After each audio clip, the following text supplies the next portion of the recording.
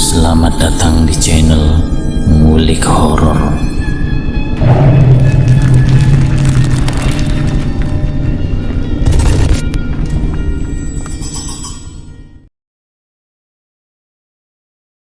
Assalamualaikum warahmatullahi wabarakatuh. Jumpa kembali di channel Ngulik Horor. Channel ini menceritakan tentang kisah-kisah misteri. Pada kesempatan kali ini saya akan membawakan kisah misteri yang ditulis oleh @ras140217. Kalian juga dapat mengunjungi tweet beliau langsung ya. Nanti link saya akan sediakan di kolom deskripsinya. Oh ya, di dalam cerita ini nama dan tempatnya disamarkan semua ya, untuk menjaga privasi pihak yang terlibat di dalamnya. Yuk, daripada kita lama-lama, langsung saja kita simak ceritanya. Bismillahirrahmanirrahim. Kali ini saya akan membawakan kisah misteri yang berjudul Guna-guna di tempat usaha yang membuatku hampir mati. Seperti apa kisahnya? Mari kita kulik ceritanya. 3 hari sebelum memasuki bulan suci Ramadan, aku dan suamiku sudah membersihkan area lapak yang telah kami sewa selama Ramadan untuk menjual berbagai macam takjil dan lauk pauk yang sudah masak. Aku dan suamiku sangat bersemangat sekali. Tidak lupa juga kami membuat sebuah meja berukuran 2 meteran untuk tempat daganganku, karena di sana hanya menyewakan tempat saja. Setelah semuanya selesai, aku tersenyum puas menatap meja dan sekitaran lapak yang sudah sangat bersih. Bismillah, semoga jualanku nanti laris manis, ucapku seraya menatap suamiku. Amin, masakanmu kan enak, jadi pasti nanti banyak yang beli, jawab suamiku. Singkat ceritanya, malam itu kami sudah memulai tarawih pertama di masjid terdekat. Rasanya menyenangkan bisa menyambut bulan suci Ramadan bersama suami tercinta lagi. Meskipun di tahun kedua pernikahan ini kami masih tetap berdua. Hari pertama puasa itu aku habiskan waktuku untuk berbelanja ke pasar, membeli bahan-bahan untuk membuat kue dan bubur manis. Di hari kedua puasa, aku sibuk berkutat dengan bumbu dan tepung-tepungan di dapur. Rasanya sangat bersemangat sehingga tidak sedikit pun terasa haus dan lapar. Padahal hari itu cuacanya di luar sangat panas sekali. Sekitar pukul 2 sore, aku dan suamiku sengaja berangkat lebih awal menuju lapak tempatku berjualan. Aku membersihkan meja dengan sedikit air dan kain, lalu melapisi meja kayu itu dengan tikar agar terlihat bersih dan rapi. Semua jualanku aku susun sampai terlihat menarik, mulai dari bingka, kue lapis bingka berandam, es buah, kolak pisang, bubur hintalu karung, sayur bersantan, dan lainnya. Setelah semuanya tersusun rapi dan menarik, aku duduk sembari menunggu pembeli. Tidak beberapa lama aku duduk, penjual aneka takjil di lapak sebelah kiriku pun datang bersama dengan seorang pemuda yang kemungkinan adalah anaknya. Aku tersenyum menyapa sembari menatap wanita tersebut, namun beliau tidak menanggapi. Di area tersebut memang merupakan pasar Ramadan setiap tahunnya, dan pedagang-pedagangnya pun banyak sekali, termasuk aku. Walaupun aku baru tahun ini mulai berjualan. Di sebelah kananku terdapat ibu-ibu penjual bubur-buburan, mulai dari bubur sop ayam sampai bubur manis. Dan ibu yang ini lumayan ramah pada sesama pedagang di sekitar situ. Di hari pertama aku berjualan, semuanya berjalan lancar dan sangat baik.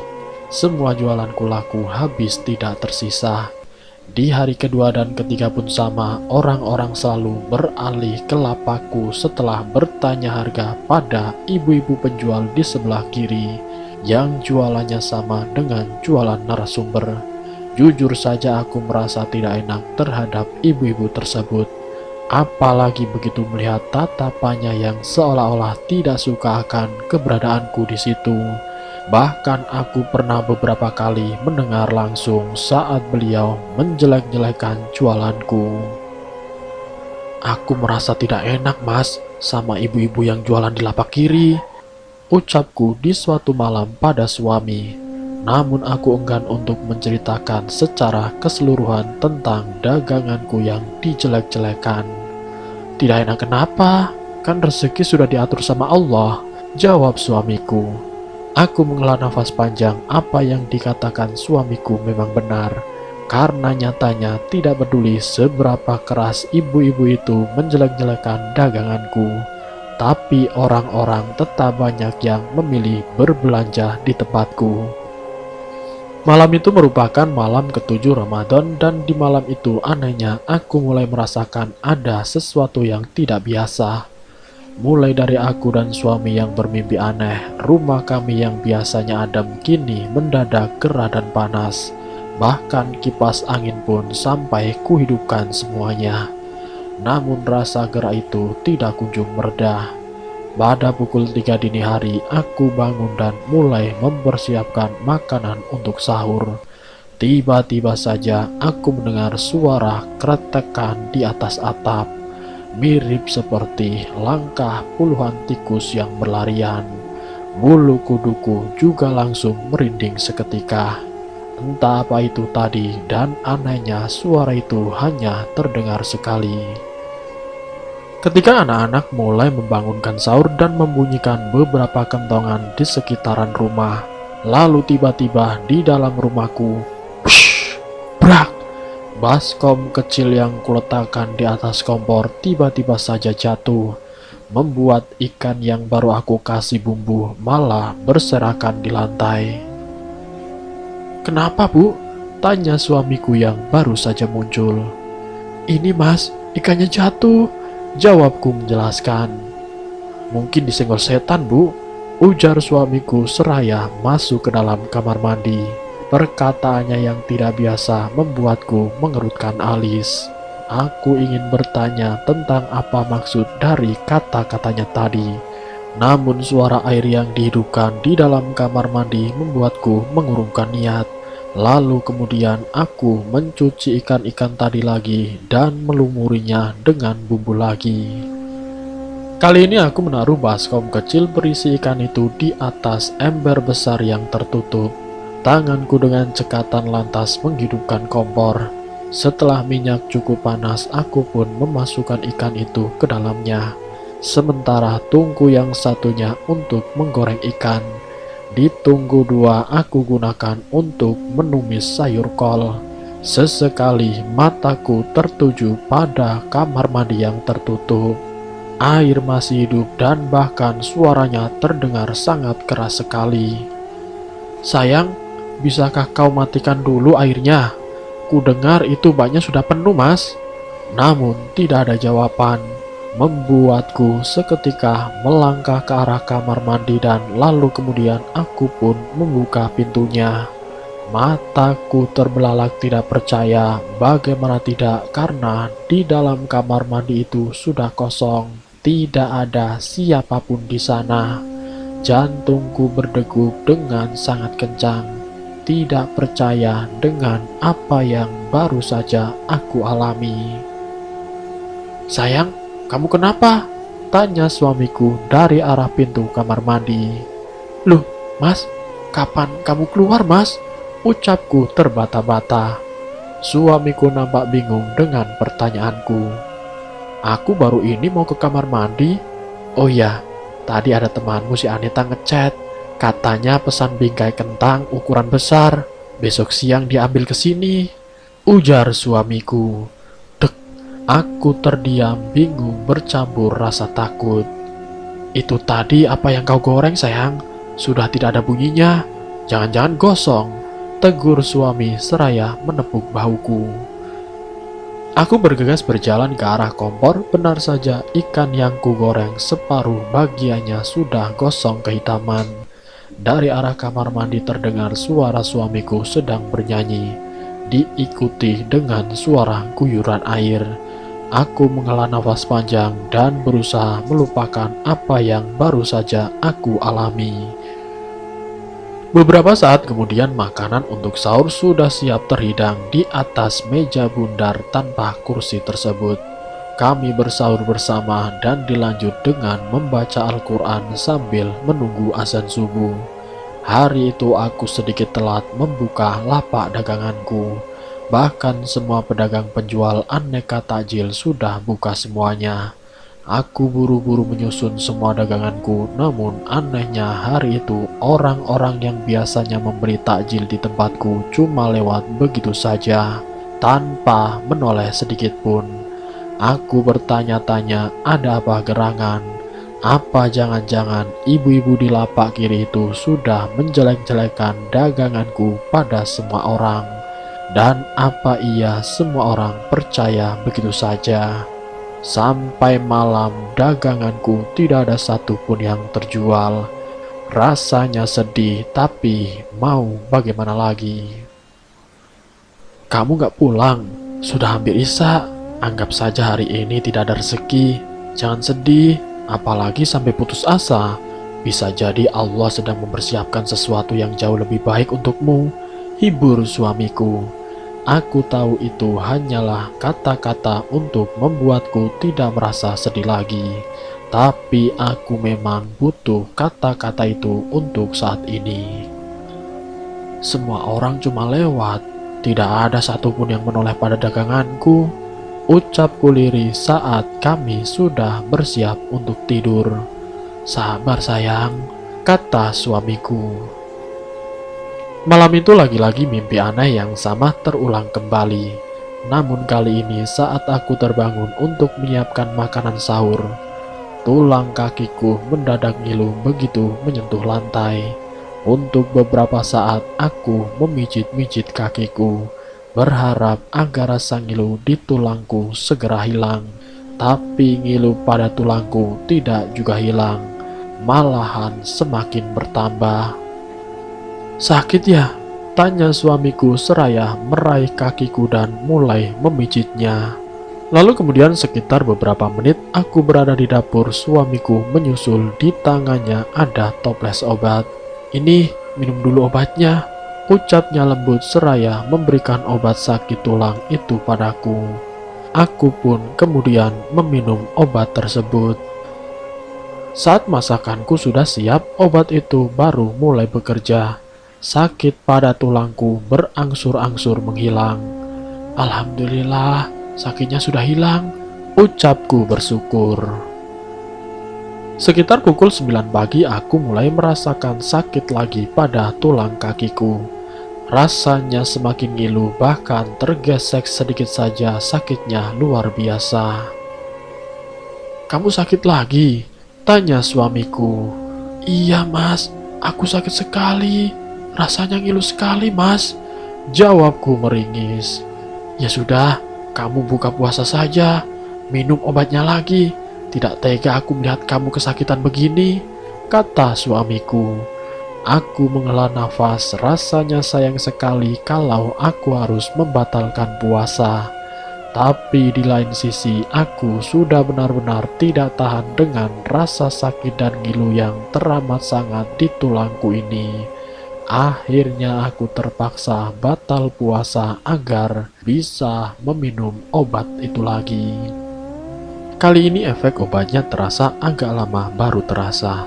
Sampai-sampai aku harus meminumnya sebanyak 2 kali. Hari itu aku bisa memasak untuk jualanku dengan rasa yang sempurna, tidak hambar ataupun asin. Namun anehnya hari itu pun sama seperti hari kemarin. Tidak ada satupun yang melirik daganganku. Dan itu membuatku berpikiran untuk menyapa dan menawari orang-orang yang lewat di depan lapakku. Kuenya bu, ada bingkah barandam, bingkah kentang, serimuka, dan lapis juga ada. Aku menawarkan kepada ibu-ibu tersebut. Si ibu-ibu itu cuma melirik sekilas lalu menggeleng sambil tersenyum.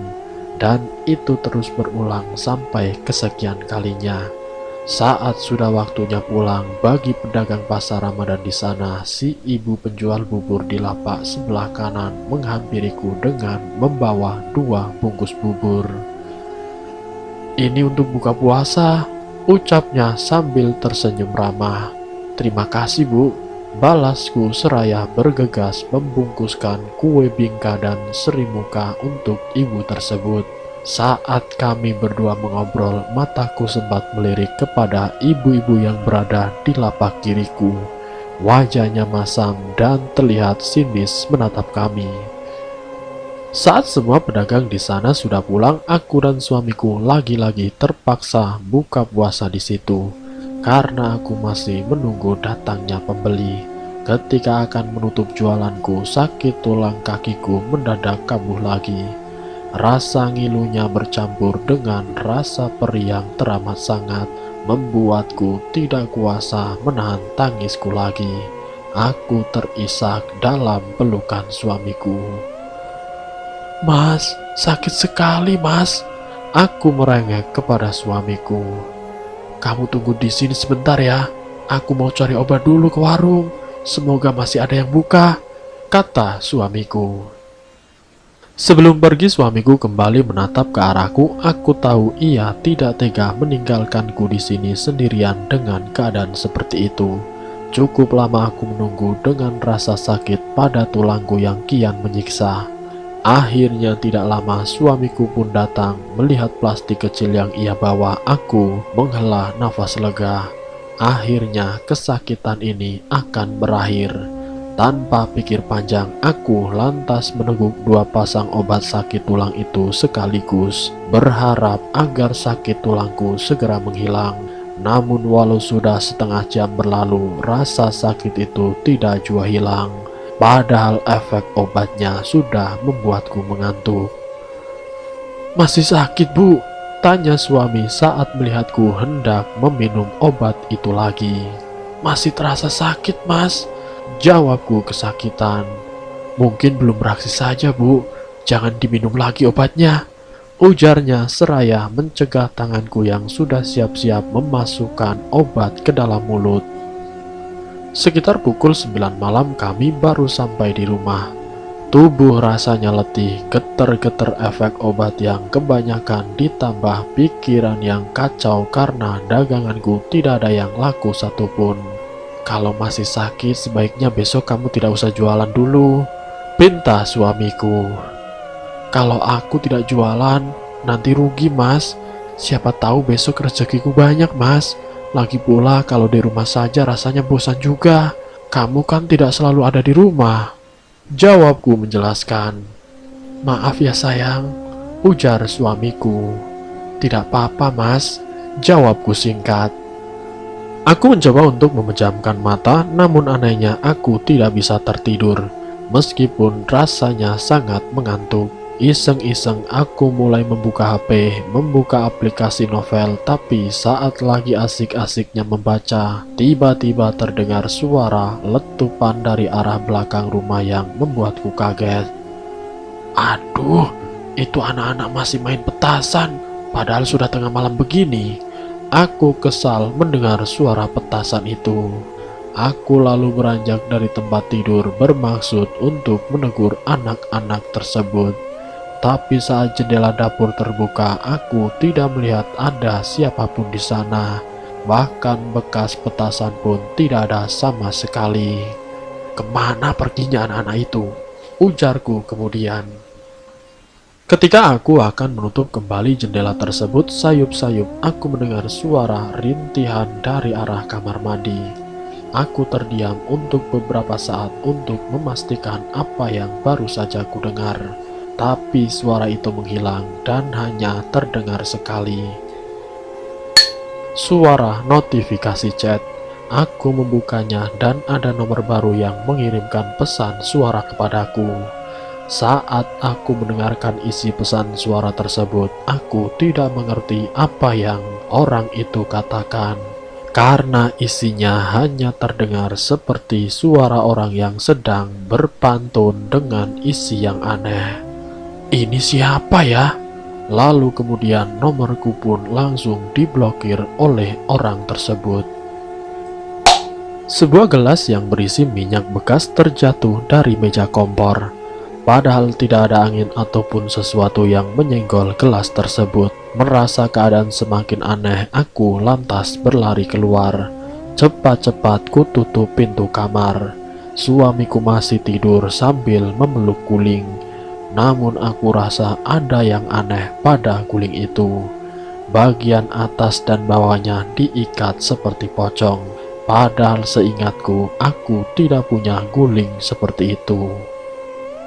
Set, bah. Saat suamiku berbalik dan melepaskan guling tersebut, dalam penglihatanku dari guling itu mendadak keluar wajah hitam dengan bola mata yang putih dan menatapku. Ya Allah, teriakku menjerit sejadinya. Suamiku yang terbangun karena kaget langsung memeluk dan menenangkanku.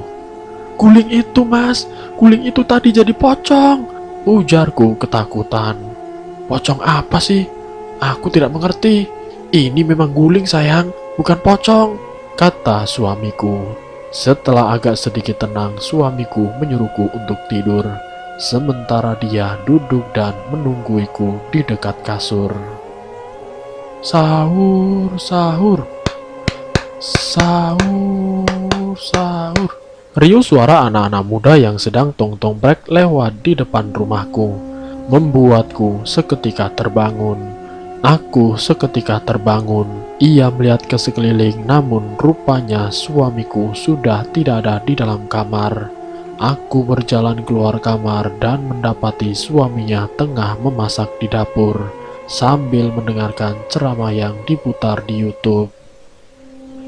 Sayang, sudah bangun yang? Aku sengaja tidak bangunin kamu tadi. Habisnya aku lihat dirimu tidurnya nyenyak sekali, ujar suamiku. Aku mimpi buruk lagi mas, keluhku kepada suamiku. Kata orang kalau mimpi buruk itu harus ditalak saat kamu BAB, biar mimpinya tidak jadi kenyataan, kata suamiku setengah bergurau. Tapi aku menganggapinya dengan serius. Dan aku pun mempraktekkan apa yang dikatakan suamiku setelahnya. Memang tidak masuk akal, tapi aku benar-benar tidak ingin mimpi buruk itu menjadi kenyataan. Dan aku akan melakukan apapun untuk mencegahnya. Di pagi harinya sekitar jam 10-an, aku memeriksa kue-kue yang akan aku jual lagi nantinya. Namun hampir semua kue-kue itu basi dan berlendir. Ya Allah, semuanya sudah basi.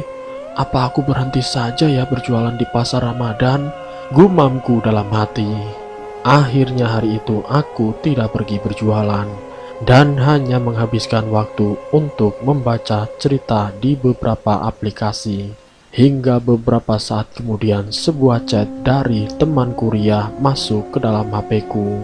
Wajahku pun seketika berseri-seri melihat isi chat tersebut. Alhamdulillah, aku bergegas menelpon suamiku untuk meminta diantarkan berbelanja ke pasar, membeli bahan-bahan yang aku butuhkan. Halo mas, assalamualaikum. Tadi Ria chat, katanya mau pesen 10 loyang bolu, ayam bumbu ungkep dan jengkol balado. Jadi hari ini aku mau beli bahan-bahannya dulu mas, karena uang mukanya sudah dia transfer, ujarku penuh semangat. Alhamdulillah, jawab suamiku. Aku menunggu kedatangan suamiku dengan wajah yang berseri-seri bahagia. Akan tetapi saat suamiku baru sampai, aku mulai merasakan mual dan pusing. Punggungku terasa berat dan sakit. Kamu kenapa? Tanya suamiku. Aku tidak apa-apa.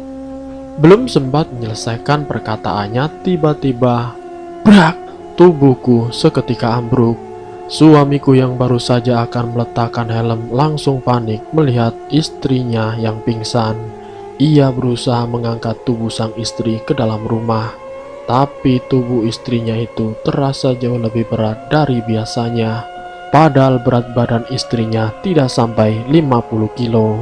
Hampir 2 jam lamanya istrinya tidak kunjung siuman. membuat suaminya menjadi sangat khawatir. Saat tersadar dari pingsannya, aku sudah melihat suamiku tengah tertidur dengan posisi duduk dan tangannya menggenggam tangannya. Lampu pun sudah dinyalakan, yang berarti sudah memasuki malam hari. Aduh, sudah malam.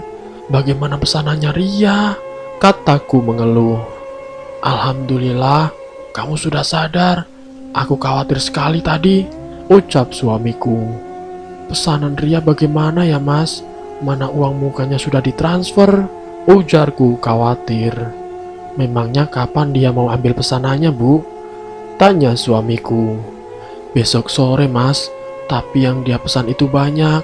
Aku takut waktunya tidak cukup, karena kan harus belanja-belanja banyak dulu ke pasar. Jawabku menjelaskan.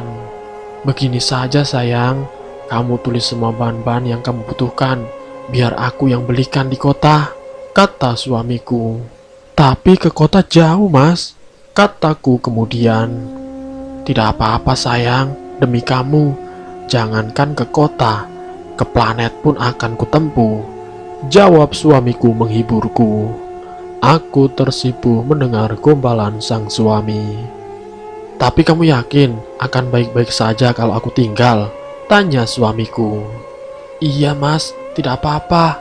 Tadi itu aku cuma kelelahan, jawabku singkat. Setelah catatan berisi daftar bahan-bahan yang dibutuhkanku siap, suamiku pun berangkat. Tapi sebelum itu, ia lebih dulu mampir ke rumah Wiwin, temanku yang rumahnya tidak begitu jauh. Suamiku meminta tolong agar Wiwin mau menemaniku yang sedang sendiri di rumah. Bau gosong bulu atau rambut yang dibakar menyeruak di dalam ruangan tersebut. Wiwin terlihat terganggu dengan bau itu sehingga membuatnya keluar untuk memeriksa ada apa gerangan di luar rumah. Apa para maling ayam masih beroperasi di bulan puasa ini? Gumamnya setelah berada di luar rumahku. Beberapa saat ia menengok ke kiri dan kanan, tapi tidak ada satupun orang-orang di luar. Maklumlah saat itu orang-orang lagi pada tarawih, jadi jalanan pun nampak lenggang dan sunyi. Itu hantuin, ujarku yang entah bagaimana dengan tiba-tiba saja sudah berada di belakang Wiwin. Ih, kamu ini macam-macam saja. Setan itu dikurung pada bulan puasa begini, jawab Wiwin. Masa? Kok aku enggak, Win? Bah! Teriak Wiwin langsung lari tunggang langgang meninggalkan rumahku dengan pintu yang masih terbuka. Win! Wiwin! Aku menutup pintu rumah dan menguncinya. Perasaanku agak lain saat itu. Padahal biasanya aku juga tinggal sendirian di rumah kalau suamiku sedang pergi. Tapi akhir-akhir ini suasana rumah itu berbeda dari sebelumnya. Rasanya asing dan selalu terasa ada seseorang yang memperhatikanku dari sudut ruang paling gelap. Aku memutar musik dengan cukup keras di HP dan menutupi seluruh tubuhku dengan selimut. Suara benda berjatuhan dari arah luar kamar, diikuti suara petasan yang meletup di area samping rumah. Dan di saat-saat seperti itu jugalah perutku mendadak mulas. Dan aku pun terasa sangat ingin BAB. Akhirnya mau tidak mau aku terpaksa harus keluar kamar dan berjalan pelan menuju WC. Namun saat ia sudah jongkok, tiba-tiba terdengar suara gedoran dari dinding belakang WC yang memang hanya terbuat dari seng. Aku memejamkan mata, lalu segera cepat-cepat menyelesaikan panggilan alam tersebut. Tanpa berkata apa-apa, aku berlari ke dalam kamarku. Aku pun mengunci pintu rapat-rapat, tapi suara itu kembali terdengar lagi. Dengan tangan yang gemetar, aku berusaha menelpon suamiku yang kemungkinan sekarang sudah berada di kota. Tut, tut. Maaf, nomor yang Anda tuju tidak menjawab. Aduh. Tiba-tiba punggung dan kakiku mulai sakit lagi. Aku berusaha mencari obat yang dibelikan suamiku. Namun obat itu rupanya sudah habis. Yang tersisa hanyalah obat Mixagrip, yang tentu bukan obat untuk sakit tulang. Kian lama rasa sakit di bagian bahu sampai punggung dan kakiku itu semakin menjadi, sampai-sampai membuatku akhirnya menangis sesenggukan. Ya Allah, sakit sekali, ucapku di sela isak tangisku. Sekitar pukul 10 lebih, suara motor milik suamiku terdengar berhenti di depan rumah. Aku yang masih kesakitan berusaha untuk membukakan pintu. Aku berjalan nampak sempoyongan dan pincang. Ya Tuhan, kakimu sakit lagi sayang, ujar suamiku. Iya mas, sekarang sakitnya malah bertambah di bagian bahu punggung. Rasanya berat dan sakit mas, jawabku menjelaskan. Dengan cepat suamiku memasukkan barang belanjaannya ke dalam rumah. Lalu ia meminta izin padaku untuk pergi mencari obat ke toko obat terdekat. Jangan lama-lama ya mas, aku takut, ujarku setelah suamiku pergi. Aku duduk di teras rumah sambil menunggu suamiku pulang dari warung. Terlihat ada sekelompok anak remaja 17 tahunan tengah berjalan kaki lewat di depan rumah. Sambil sesekali terdengar candaan antara sekawanan remaja tersebut. Namun ketika mereka sudah jauh, suasana sunyi kembali lagi. Angin dingin yang berhembus terasa lain membuatku seketika merinding. Suara sayup-sayup orang berpantun mulai terdengar lagi. Kali ini benar-benar membuatku sangat ketakutan. Apalagi begitu aku melihat seseorang berdiri di seberang jalan rumahnya dengan mengenakan baju hitam panjang mirip mukena terusan. Jantungku mulai berdegup tidak karuan, takut untuk berada di luar. Namun aku juga takut untuk masuk ke dalam rumah. Aku menelan ludah yang sudah terasa kering. Sosok yang mengenakan baju mirip mukena itu terus menatapku dari arah seberang jalanan, tidak bergeming sedikitpun dari tempatnya berdiri. Tapi ketika sebuah cahaya lampu motor yang melintas menyinari jalanan remang-remang itu, anehnya sosok yang tadi berdiri di sana hilang sekedip mata. Tentu itulah bukan manusia. Aku menundukkan wajah berharap suamiku cepat datang. Didit, brak! Aku mendongakkan kepalaku menatap ke arah jalanan. Dan di sana sudah ada 2 buah sepeda motor yang tergeletak bersama dengan ketiga pengendaranya. Suamiku yang baru saja sampai terlihat membantu orang-orang itu. Ia membawa mereka ke rumahnya. Aku pun meski sedang sakit, aku juga turut membantu untuk mengambilkan air serta obat-obatan ringan untuk luka. Untungnya ketiga orang tersebut tidak ada yang mengalami luka parah, hanya lecet-lecet sedikit saja. Tadi ada perempuan menyeberang, terpaksa saya harus ke sisi kanan, dan tanpa saya sadari, ternyata bapak ini melaju dengan kencang, ujar orang yang kecelakaan. Sumpah demi Allah, tadi saya tidak melihat motormu. Yang saya lihat jalanan itu lenggang dan hanya motor saya yang ada di sana. Makanya saya berani menaikkan kecepatan, jawab yang satunya. Yang penting sekarang bapak dan abang ini tidak kenapa-kenapa kan? Suamiku pun menengahi mereka berdua. Aku mendengarkan perdebatan mereka, yang satu bilang tidak lihat keberadaan motor lainnya dan yang satunya lagi juga mengatakan hal yang sama. Aneh memang, tapi mereka tetap bersikuku dengan apa yang mereka lihat dari sudut pandang mereka masing-masing. Pukul 12:30 aku baru saja memejamkan mataku. Mimpi aneh yang terus berulang itu hadir kembali. Nafasku terengah, mataku terasa sangat berat begitu aku akan membuka mataku. Seluruh bagian tubuhku pun terasa kaku saat akan digerakkan. Sayang, bangun sayang, panggil suamiku seraya menekan jempol kakiku dengan keras. Aku merintih, suaranya tertahan. Mataku terbelalak, tubuhku gemetar sekali kala itu. Aku mimpi itu lagi, Mas. Kali ini semakin menyeramkan.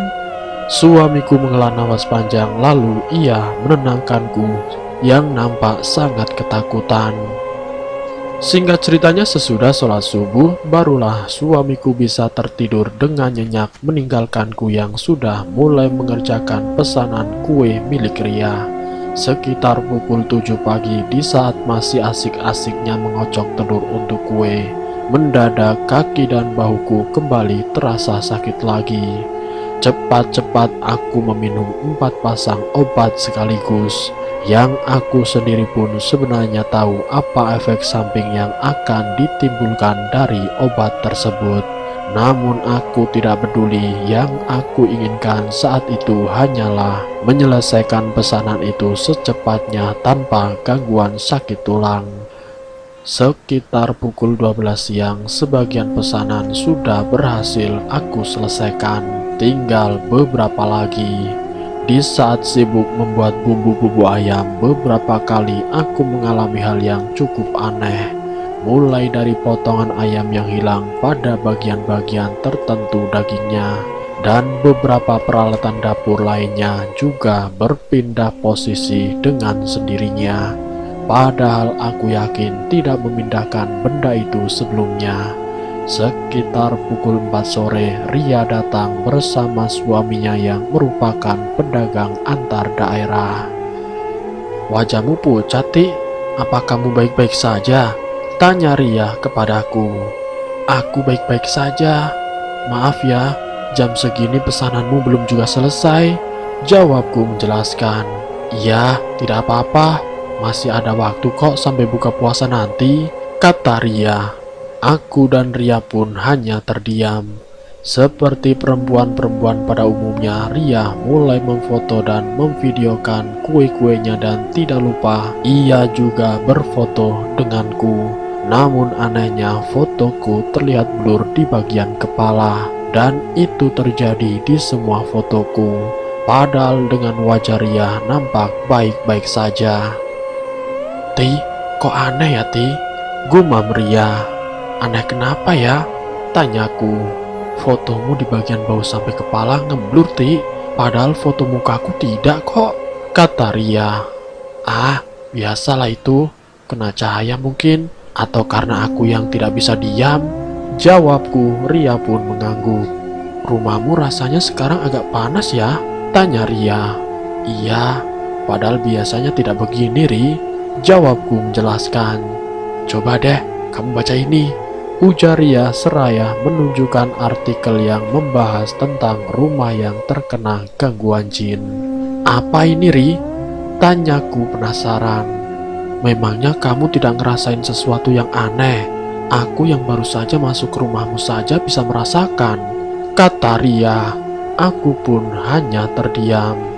"Suamiku sudah bercerita sama kamu ya?" tanyaku antusias. Ria mengurutkan alisnya lalu menggeleng. "Suamimu tidak ada cerita apa-apa, Ti. Kamu jangan salah paham," ujar Ria.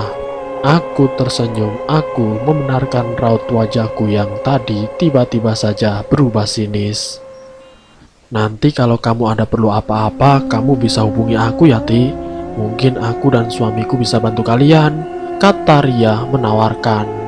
Aku tersenyum mengangguk. Pesanan terakhir itu sudah selesai. Setelah membayar sisanya, Ria bersama suaminya pun pulang dengan membawa semua pesanan mereka yang diletakkan di belakang box mobil pick-up-nya. "Alhamdulillah, dikasih lebih sama mereka," ujarku menunjukkan lembaran-lembaran uang yang lumayan tebal. Malam itu karena kelelahan aku tertidur lebih awal. Bahkan aku tidak sempat sholat maghrib dan isya. Saat tiba waktunya sahur, suamiku membangunkanku. Namun aku tidak mau bangun, dengan alasan bahwa aku baru saja bisa merasakan tidur nyenyak lagi setelah beberapa hari lalu tidur dalam ketakutan. 3 hari ini katanya sikapku berubah drastis. Dari yang tidak pernah telat sholat 5 waktu, kini menjadi ogah-ogahan dan banyak alasan. Sampai-sampai puasa pun aku sudah tidak mau lagi. Aku juga sekarang jadi mudah marah pada suamiku. Padahal aku yang dikenal suamiku tidak pernah sekalipun meninggikan nada bicaraku di hadapan sang suami. Tapi beberapa hari ini aku nampak berbeda. Sikapku berubah menjadi seorang yang tidak dikenal. Di pasar Ramadan itu pun aku sempat memarahi balik ibu-ibu yang mengatakan di salah satu kue yang dibelinya di lapakku terdapat telur lalat. Bahkan dengan kasarnya aku melemparkan kue tersebut ke arah ibu-ibu yang berada di lapak kiri. Karena aku menduga bahwa itu adalah ulah dari si ibu-ibu tersebut untuk menjelek-jelekan daganganku. Adu mulut antara aku dan ibu-ibu itu tidak bisa dihindari. Sikapku yang sebelumnya kalem kini menjadi ganas dan mengerikan. "Kamu kenapa sih? Hah? Sampai segitunya?" bentak suamiku untuk yang pertama kalinya setelah cukup lama berumah tangga bersamaku. Dia sendiri yang mulai. Dia menjelek-jelekkan daganganku, dan aku hanya memberi pelajaran buat mulut yang busuk itu. Apa aku salah? Jawabku menjelaskan kepada suamiku. Caramu yang salah. Kan bisa kamu bilang baik-baik, atau kalau tidak ya berhenti saja berjualan di situ daripada nyari masalah dan ribut sama orang, bentak suamiku. Aku mendengus kesal mendengar ucapan suamiku yang ia anggap terlalu membela orang lain tersebut. Sebelum tidur aku meminum obat sakit tulang lagi. Namun kali ini dengan jumlah yang sangat banyak, hingga dalam beberapa saat saja aku sudah kehilangan kesadaran. Untungnya saat aku masuk ke dalam kamar, pintunya tidak terkunci, sehingga suamiku tidak terlambat untuk memberikan pertolongan pertama kepadaku. Ia meminumkanku dengan air kelapa sisa yang ada di dalam kulkas. Namun aku tidak kunjung sadarkan diri, sehingga mengharusnya suamiku untuk meminta bantuan kepada orang lain. "Halo Ria, Assalamualaikum. Ini, istriku sepertinya overdosis obat. Aku mau minta tolong kalian untuk membawanya ke klinik," ujar suamiku dengan suara yang bergetar. Tidak beberapa lama kemudian, Ria bersama suaminya datang dengan mobil pribadinya. Mereka membantu mengangkat tubuhku yang terasa sangat berat. Bahkan bertiga yang mengangkatnya pun masih kewalahan. Namun itu bukan masalah yang berarti bagi mereka. Yang sangat penting saat itu adalah untuk tiba di klinik atau ke rumah sakit dengan tepat waktu. Suami Ria terlihat menenangkan suamiku yang tidak henti-hentinya menangis sambil menyebut nama istrinya. Sementara Ria membelikan 2 gelas kopi dan teh hangat untuk mereka bertiga. "Memangnya ada apa? Kok sampai Wati seperti ini?" tanya Ria pelan. "Dia marah padaku, Ri," jawab suamiku singkat. "Beruntunglah istrimu tidak kenapa-kenapa. Ya Tuhan, telapak tanganku sampai berkeringat, saking khawatir dan paniknya," ujar Ria sembari menghela nafas lega.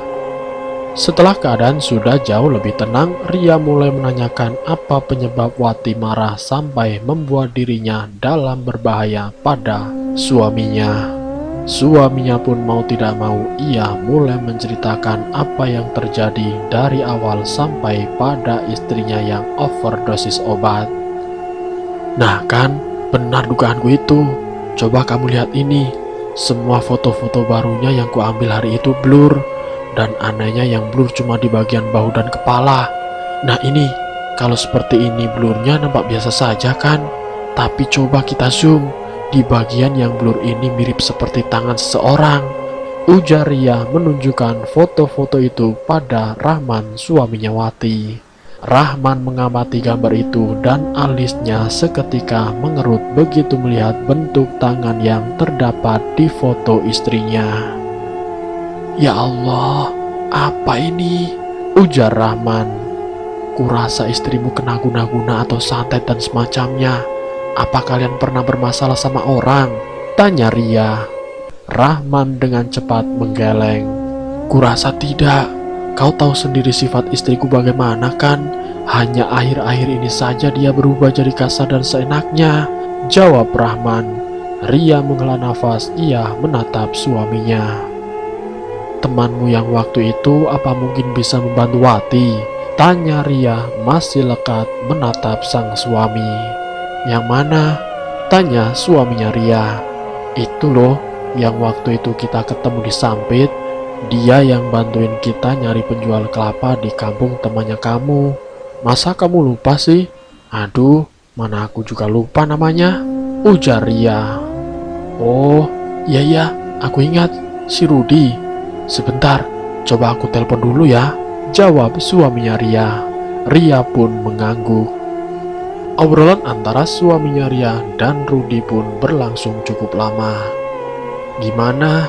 Tanya Ria saat telepon sudah ditutup. Rahman pun ikut menunggu jawabannya. Besok dia akan datang, itu pun kalau kerjaannya selesai hari ini, jawab suaminya Ria. Rahman menarik nafas panjang, wajahnya terlihat sedikit kecewa mendengar jawaban dari suaminya Ria. Tenang saja, yang aku tahu tentang laki-laki itu, dia memang tepat waktu dan tidak macam-macam. Jadi kalau dia bilang besok, pasti besok juga dia akan datang, hibur Ria kepada Rahman. Keesokan sorenya Ria dan suaminya datang ke rumah Wati. Karena saat itu Wati sudah pulang ke rumahnya. Seorang laki-laki mengenakan jaket kain berwarna hitam dan topi hitam polos juga datang bersama mereka. Rahman menyambutnya dengan ramah dan hangat. Kukira orang yang kau maksud itu sudah berumur, ternyata masih muda begini, ujar Rahman diiringi tawanya yang renyah, namun dapat disimpulkan tawa itu hanyalah topeng belaka. Ria, suaminya dan orang itu tahu kalau Rahman tentu sangat sedih saat itu. Saya sudah jadi bapak-bapak, anak saya juga sudah 2, ujar laki-laki tersebut. Setelah berbasa-basi lumayan lama, laki-laki yang bernama Rudi itu pun mulai menanyakan secara keseluruhan tentang Wati. Sesekali alisnya menggerut dan mengangguk. Jadi apa benar dugaanku? Kalau yang mengirim guna-guna itu adalah ibu-ibu yang ada di lapak kiri tempat Wati jualan. Rudi terdiam, lalu ia menggeleng perlahan. Saya tidak berani menyimpulkan siapa pelakunya, tapi kita bisa mulai mencari tahu dari pasar tempat istrimu berjualan, kata Rudi. Kenapa harus dari situ? Apa di rumah ini kau tidak merasakan ada yang aneh? Tanya Ria mendesak. Perubahan di rumah ini saya rasa hanya buntut. Yang perlu saya cari tahu adalah sumbernya, jawab Rudi. Baiklah, kapan saja kamu mau ke pasar, aku akan antarkan, ujar Rahman. Dan sekitar pukul 4 sore mereka bertiga pun berangkat. Rudi menatap meja tempat Wati berjualan dan di sebelah kiri terlihat ibu-ibu itu tengah memperhatikan Rudi. Cekrek, cekrek. Beberapa kali Rudi memfoto tempat jualan dan sekelilingnya. Lalu kemudian menunggu beberapa sesaat. Notifikasi WhatsApp masuk, Rudi bergegas membukanya. Ia nampak mengangguk lalu menelpon seseorang melalui panggilan video. Ia mengarahkan kameranya ke arah lapak dan kemudian terdengar suara anak kecil mengarahkannya untuk berjongkok di bagian kaki kanan meja. Dalam situ, Bah, ujar anak kecil tersebut. Rahman dan suaminya Ria memperhatikan semua itu sambil bertanya-tanya. Dan sekitar 5 jari di dalam tanah terdapat buntalan kain putih. Rudi mengambilnya dan memasukkan benda tersebut ke dalam tas selempangnya.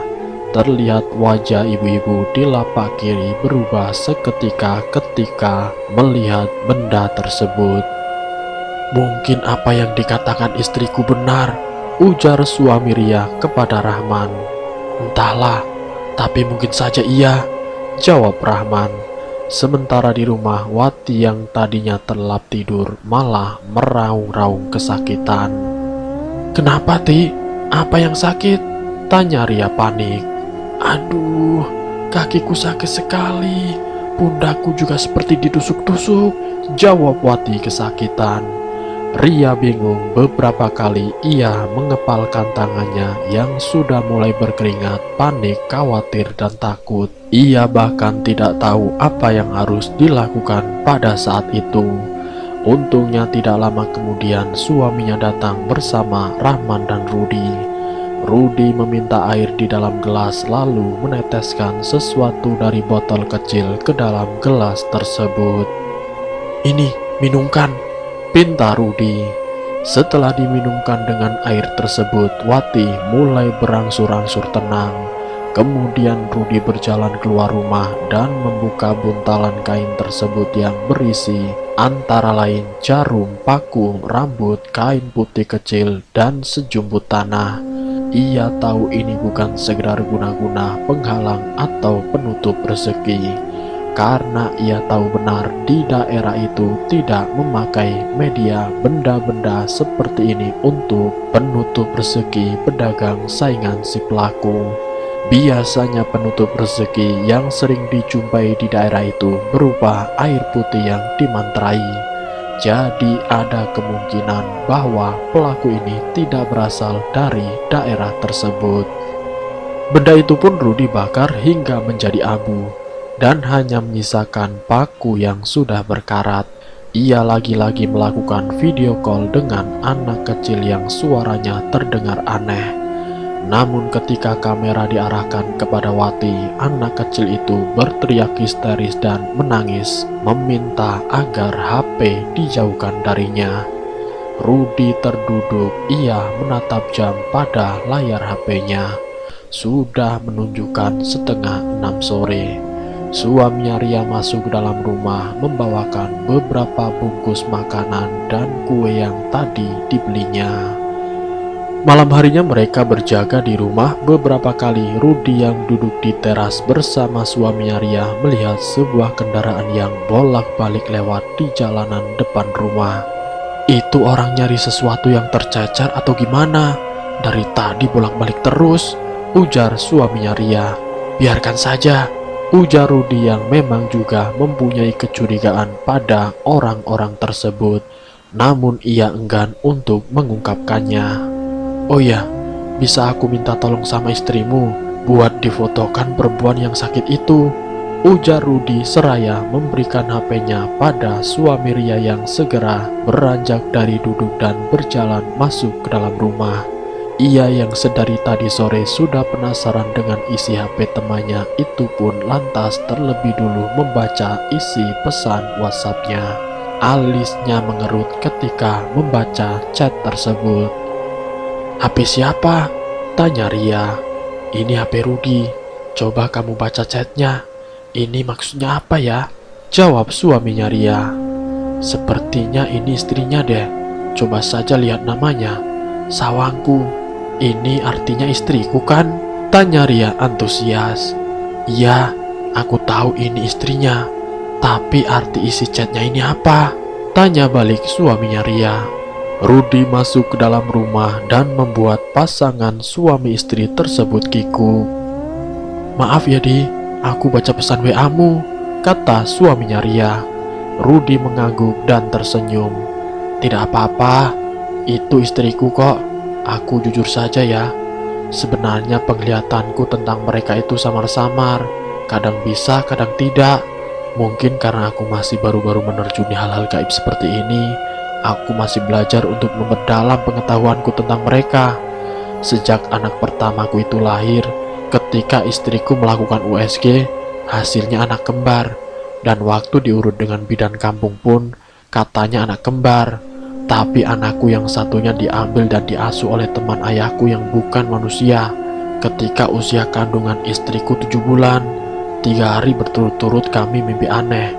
Sebelum perut istriku sedikit agak mengecil dari sebelumnya, dan anehnya sejak mengandung anak itu, istriku peka terhadap hal-hal gaib. Bahkan dia tahu kapan dan di mana ada orang yang meninggal. Dan setelah anakku lahir, kepekaan istriku terhadap hal-hal gaib menjadi hilang. Lalu setelah bertambahnya usia anakku, dia mulai bisa berbicara. Dia sering mengatakan hal-hal yang terdengar aneh. Namun berselang beberapa hari saja, hal itu jadi kenyataan. Seperti neneknya yang jatuh sakit, sampai pasar yang terbakar habis. Saat memasuki usia sekolah PAUD pun kami sering mendapatkan laporan dari gurunya yang mengatakan kalau anak kami itu sering berbicara sendiri dan jarang mau bergabung dengan anak-anak yang lain. Kau tahu, saat hal itu kutanyakan pada orang tuaku, dia mengatakan aku beruntung memiliki anak seperti itu. Dia juga bisa membuang penutup rezeki yang dibuat orang untuk usahaku dulu. Katanya yang bantu dia adalah kakak cantiknya.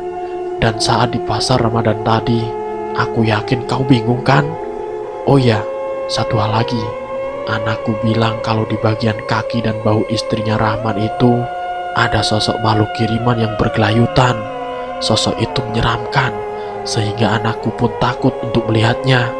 Cerita Rudi kepada suaminya Ria. Lalu kira-kira bagaimana? Apa masih dihilangkan? Kasihan Wati, kata suaminya Ria. Kita coba saja, kita sama-sama berikhtiar, ucap Rudi. Selepas Isya, Rudi mulai menghidupkan perapian di teras, membakar kemenyan dan menyebut sebuah nama. Angin dingin berhembus, sebuah bayangan putih terlihat mendekati Rudi. Seorang nenek-nenek renta terkekeh di samping Rudi. Beberapa kali Ria mengerjap-ngerjapkan mata dan mengucek-ngucek matanya untuk memastikan apa yang dia lihat di dekat Rudi. Aku tadi melihat nenek-nenek di dekat Rudi, kata Ria menanyakan kepada suaminya.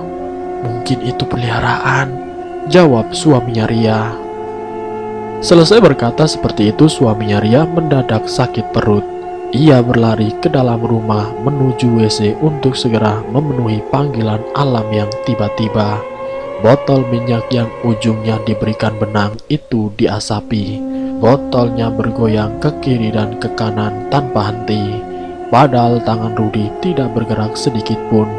Itu tentu membuat Ria terbelalak. Stop, ujar Rudi. Dan minyak tersebut langsung berhenti bergerak dengan seketika. Rudi menuangkan minyak tersebut ke dalam ember kecil, lalu membawanya masuk ke dalam rumah. Memberikan air tersebut pada Rahman untuk diusapkan di bagian bahu, punggung hingga kaki. Dan setelah itu terdengar suara kejar-kejaran di atas atap rumah. Suaranya jelas sekali, mirip ringkikan hewan dan geraman kucing besar yang membuat merinding. Suami Ria yang masih berada di dalam WC juga tidak kalah kagetnya ketika suara benturan keras pada dinding seng WC yang membuatnya segera menyudahi BAB-nya. Air dalam ember itu juga disiramkan mengelilingi rumah yang ditinggali Rahman dan Wati. Setelahnya Rudi mengambil wudhu dan melakukan sholat. Sekitar beberapa saat kemudian suasana di dalam rumah itu mulai normal kembali. Kalau bisa istrimu suruh berhenti saja berjualan di lapak itu. Kalaupun ingin berjualan lagi tahun depan, bisa cari lapak yang jauh dari situ. Karena dari apa yang aku dengar, orang-orang yang berdagang di dekat ibu itu selalu jatuh sakit dan usahanya bangkrut, ujar Rudi menjelaskan kepada semuanya. Nah, pasti ibu-ibu yang di lapak kiri kan? Jawab Wati. Rudi menggeleng. Bukan beliau, tapi bila aku katakan kalian harus janji, jangan menyimpan dendam atau mungkin berpikir untuk balas dendam. Orang yang mengirimkan guna-guna penutup rezeki ini adalah ibu-ibu yang di lapak kanan. Tidak hanya di lapak jualan istrimu, tapi dia juga memberikannya pada makanan yang dia berikan. Dan ibu-ibu di kiri jualan itu memang agak nakal, tapi itu hanya melalui sikap yang dia tunjukkan saja, jelas Rudi. Rahman terdiam. Memang benar ibu-ibu itu pernah beberapa kali memberikan makanan, tapi sikapnya yang lembut dan baik membuat Rahman bahkan Wati sekalipun tidak menaruh curiga padanya. Dan beberapa hari setelah malam itu, keadaan Wati sudah sehat dan normal kembali. Sakit tulangnya pun sudah hilang dan tidak pernah kambuh lagi. Hingga saat ini hubungan pertemanan antara mereka semua masih terus berjalan. Dan pengalaman mereka semoga bisa dijadikan pelajaran untuk kita semua. Semoga kita semua selalu waspada dengan siapapun yang belum kita kenal. Semoga kejadian ini bisa memberikan manfaat untuk kita semua. Ambil sisi baiknya dan buang jauh-jauh sisi buruknya. Terima kasih untuk kalian yang sudah mampir di channel kami. Jika kalian tertarik dengan video kami, silahkan tekan tombol like, share, dan komen. Tekan subscribe untuk mengikuti video-video kami yang selanjutnya. Wassalamualaikum warahmatullahi wabarakatuh.